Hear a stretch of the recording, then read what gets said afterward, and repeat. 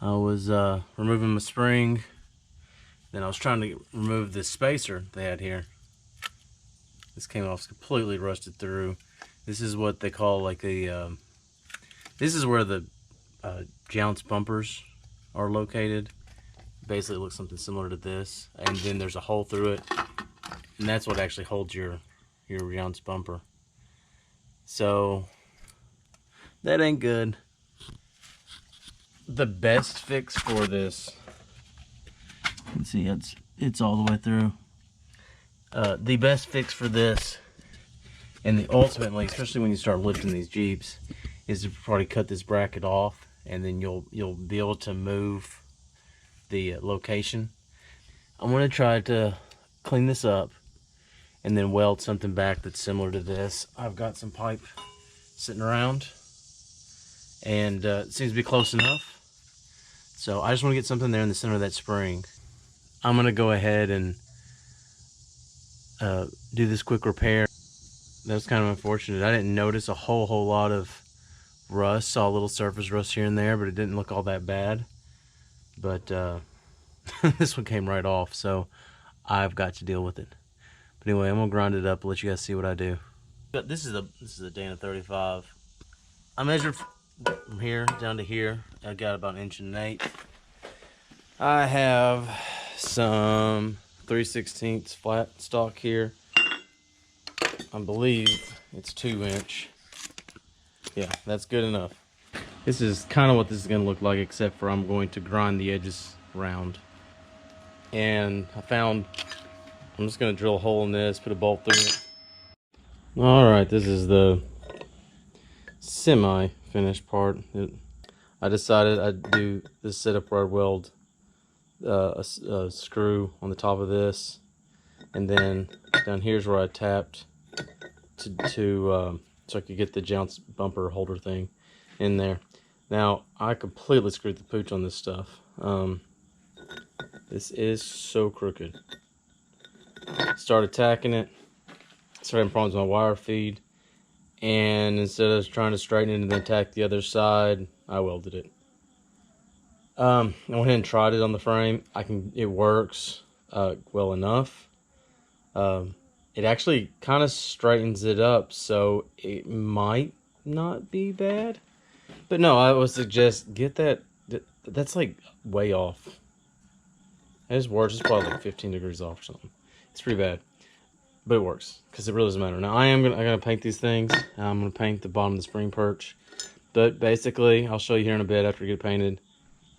This is gonna go over top the old spring perch part. This is gonna go up in the hole, and then I'm gonna tighten that up by hand, then maybe by pipe. Or use like a pipe wrench or something. Get that nice and tight. Touch up my paint, and then pretty much rock on. Now I went ahead and tapped this for 3/8. Basically because I've a bunch of 3/8 stuff, and the old jounce bumper thing is, I think it's toast. And I've got a bunch of 3/8 stuff anyway. I'm just gonna use it. Whatever, doesn't matter. But I'll show you that as the finished product and what I think of it. But basically, there's nothing to this, and I didn't use any kind of specialty size pipe. This is just what's laying around. Scrap from the scrap pile. It happens to be, I think it is some kind of pipe. I don't know which side, but it's 2-inch ID. I think, yeah, pretty close. I didn't have any calipers on me. It's like a 2-inch ID.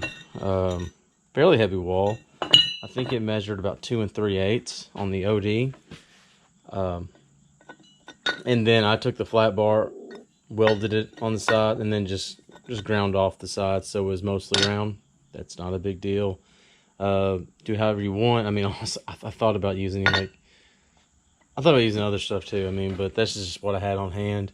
The 2 3/8 OD fits pretty well inside that rubber boot thing that they've got for the spring isolator. I don't know if that's the right term. I'm just saying, I think that might be a term. Anyway, as you can see, there's nothing special about this, so I'm gonna see if it works. Hopefully it does, and it gets me by for right now.